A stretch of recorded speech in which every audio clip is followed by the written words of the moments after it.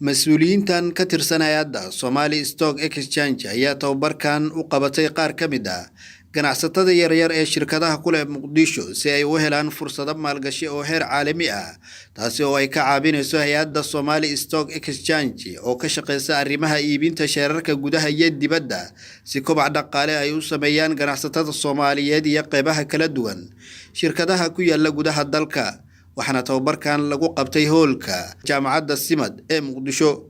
ardayda iyo ganacsatada fursadda u heshay tababarka ay maanta bixinayeen madaxda ugu sareysa ee hay'adda Somali Stock Exchange ayaa ka faa'iideystay cashiradii la bixinaya oo bandhig wanaagsan uu ka sameeyay maareeyaha hay'adda Somali Stock Exchange mudane Xasan Muuse Dude anaga marka waxyaabaha aan sameeyno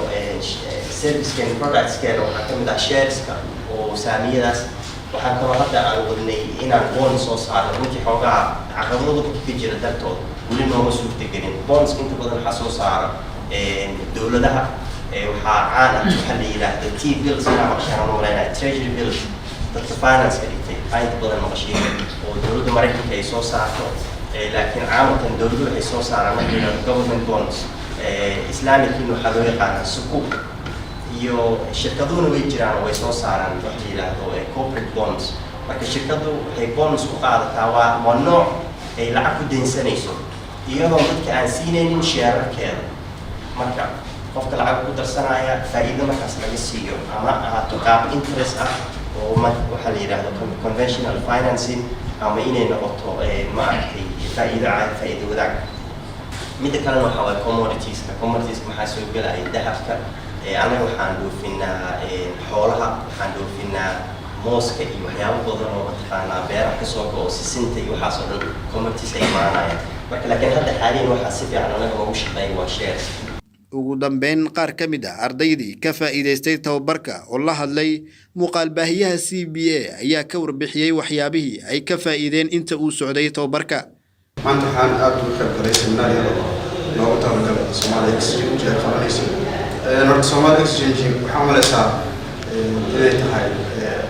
wadan oo waxay imaad madaxweyne la'aan kadib madaxweyne camal Amerika sababtoo meel aan dhaqaale ka jirin oo rabin dhaqaale oo waxa loo baahan yahay meel oo kala iibsan